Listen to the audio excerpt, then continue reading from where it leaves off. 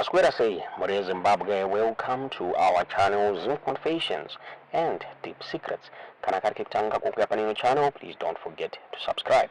Kana chungwa garo ga subscribe, but don't forget to comment and share this video. Nasi Maria Zimbabwe takikira nyaya buditswa na Vice President Constantino Chiwenga avo va Buda vachinzi he is a no-nonsense man hanze vaka order ma results angakabirwa ma primary elections eZANU-PF hanzi kuti analifiwe muri Zimbabwe. Nyaya yabuditswa ne the Children of Zimbabwe War Veterans Association Intel Unit vachitaura ivo vachiti, according to the Children of Zimbabwe War Veterans Intel Unit, after VP Chiwenga received fraudulent results from primary elections, General, a no-nonsense man, ordered those results to be nullified. Commissariat was given an order to repeat within 2 days, although Commissariat wanted it postponed to a later date. To zvakabuditswa muri Zimbabwe shinzi vaChiwenga vakaramba ma election results ma primary elections eZANU-PF shinzi anga abirirwa stance yakaonekwa navanhu vazhinji vachitaura vachiti aiwa vaChiwenga is a no-nonsense man varipo pakugasisa zvinhu varipo pakuisa order. Ndofunga last week zvakare vaAnselm Sanyatwe vakapiwa uremekedzo muri Zimbabwe nevana veZimbabwe mushure mekunge vakaenda paground kuNational Sports uko kuri kurinovetwa the stadium, vakabuda vachiswatanudza zvinhu vachitaura vachiti aiwa basa ngarifambe nenguva yakataurwa muri Zimbabwe shinzi aiwa mauto ari kubata basa, mauto haasi kuda zvisina basa. VaChiwenga vakabudawo zvakare last week vachitaura pamusoro pecorruption vachitaura vachiti aiwa nyika yakarwirwa kuti munhu wese awanikwe achibenefita hanzi zvigananda ngazvimiswe with immediate effect. Nyaya yakabuditswa nema-ex-users zvakare an opposition political activist anonzi Lynn M along with a video rava Chiwenga ratozongokuratidzai vachitaura ivo vachiti zveubhanzu kudya kwemhumi must stop with immediate effect. Abasha zvigananda, Abasha 2030, no to corruption, cronyism and nepotism, no to tribalism and regional politics. Hanzi aiva vaChiwenga vasikuda zvisina basa panhau dzematongero enyika. Tisingade kuwestern wedu kunzwisai zvakataurwa navaChiwenga muhamadza zvamuri kufunga mucomment section.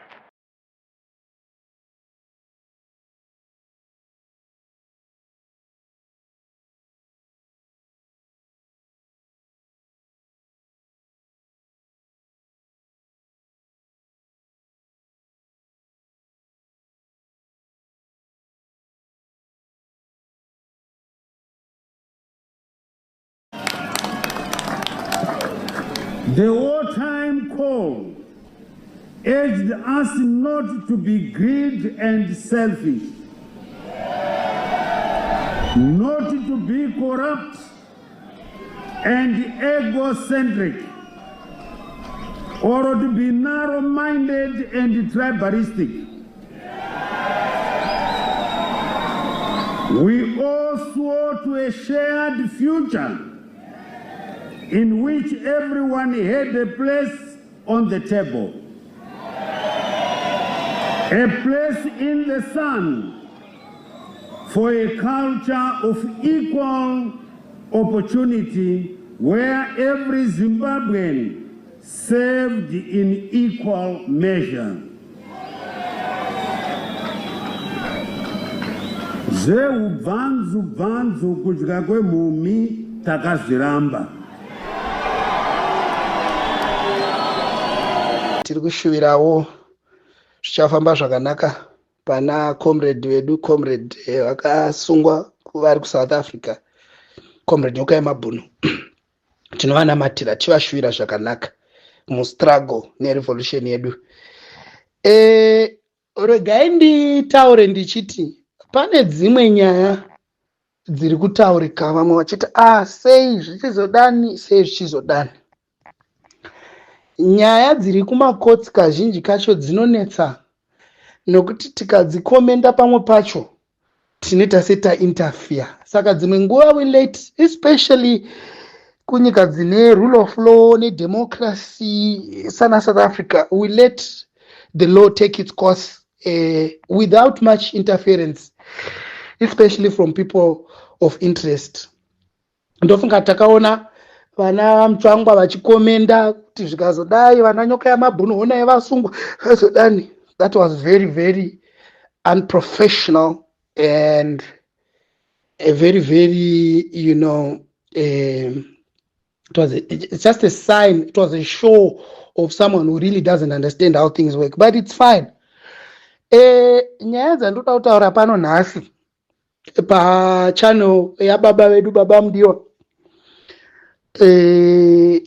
ndinotenda ndaona Mai Mudiwa varipo supporting the revolution. Thank you so much. Zvinotifadza kana tikaona ma comrades edu, ma freedom fighters, ma war veterans vachisupportwa nana mai vachishuvira zvakatinakira. Chokwadi chiripo ndechekuti Baba Mudiwa he has achieved what he has achieved as a war veteran, semunhu wakaenda kustruggle. Havachina zvizhinji zvavachashuvira. Ivo vana Baba Vageza vane zvizhinji zvandofunga munogara muchingonzwa kuti Baba Vageza in his own right is a millionaire. Chavachanyanya kushuvira chii? Vanotofaitira ESU generation iri lost, ESU generation iri all over, scattered all over the world, this hopeless generation, and generations to come.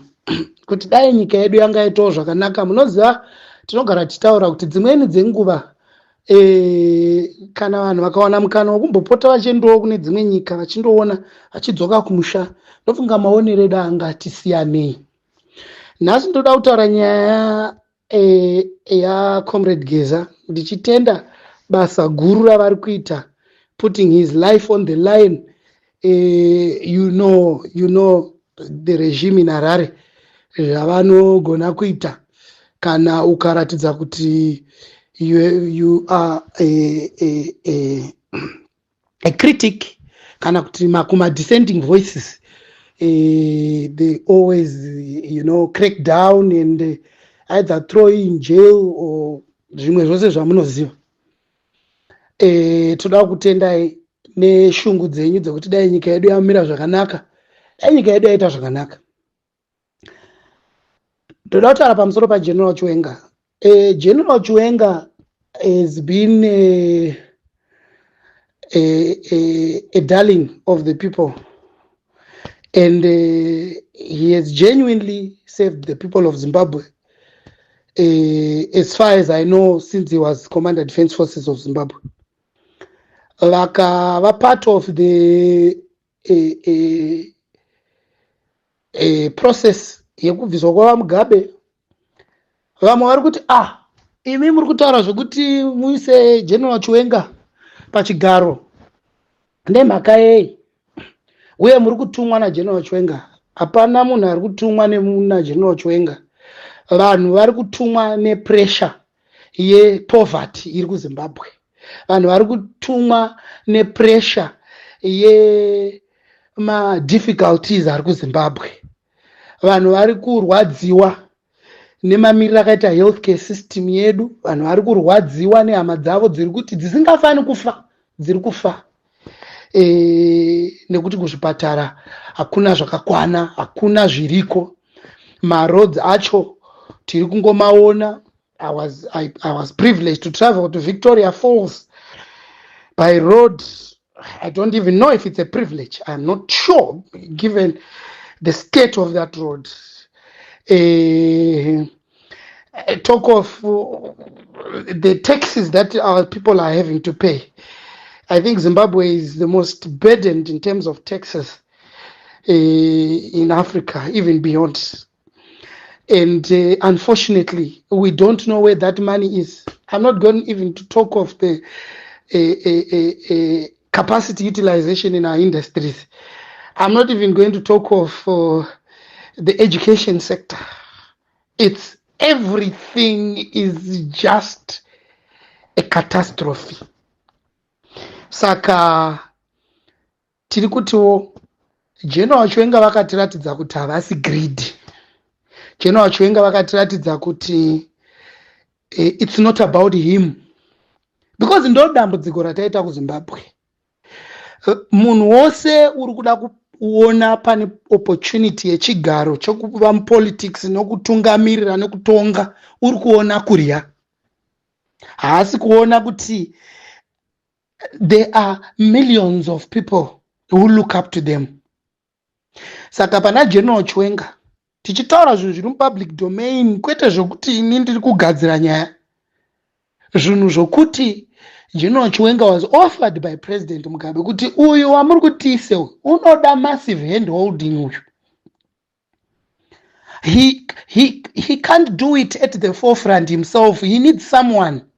General Chwenga vakati kwete, hazvizvo zvatawirirana izvi, hazvizvo zvatakawirirana nemacomrades, ko zvino panopinda vaMnangagwa. Saka tiri kuti iko zvino vaMnangagwa zvatiri kunzwa kuti havasi kunzwa zvakanaka. I'm not too sure of other things that are happening behind the scenes, because zvingotaura zvatiri kuona pasurface sevanhu, citizens, concerned citizens. Ndofunga going forward, General Chwenga vakatiradza kuti it's not about him. It's not about him getting rich, self-enrichment, self-aggrandizement. It's not about him being in power. Nokuti hakuna usingadi chero kuita kansela chai hapana, chero kuita Vidco chairman pana hapana usingadi power. Hapana usingadi kuita MP, hapana usingadi, nokuti munhu wose unoda kutungamirira achitonga vanhu. And it's only normal because we are humans. Asi vakati kwete, ina handiti president iko zvino. Nokuti vaMnangagwa vangade vakangogara kuSouth Africa. Zvikatongopera zvakadero. Remember, he was Commander Defense Forces. He had the power. He could have easily manipulated that particular moment for his benefit. It's all about individuals. The greed, the level of greed, the level of looting, the level of self-enrichment is appalling. It's heartbreaking at the expense of the people. Saka mu revolution iyi tiri kuti yes, chero mukatarisa kunyika dzipi president akabva kuna South Africa kunouyawo vice president ku ANC. The Democrats in America, president akabva iko zvino kwava kuchiuya, pakabva president Joe Biden kwava kuchiuyawo Kamala Harris. Saka chinotitadzisa kumbova pavo mukana chii? Timboonawo kuti zvavakatiratidza kuti havakari ndezveshuwa here.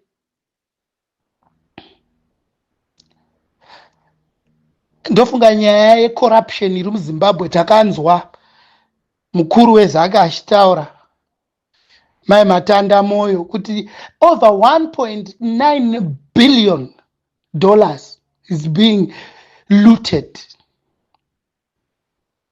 My illicit flows every year in Zimbabwe. How can an economy sustain such kind of corruption? Saka tinokumbirisisawo kuti timbomira iko zvinezvi zveindividualism, timbotarisa Zimbabwe, timbobatana vana veZimbabwe, timboona zvakatinakira. Because surely this is not what the comrades fought for. This is not what those that are lying in Nyadzonya, in Chimoyo fought for. No. Because if it was, I don't think they would have gone to fight. Because Zimbabwe, the level of school dropouts is heartbreaking. People can't afford $40, $30, $20 kuti vana vaende kuchikoro. Vachakunetsai vanhu ava vasiri kuenda kuchikoro. Ava vanhu vasiri kuenda kuchikoro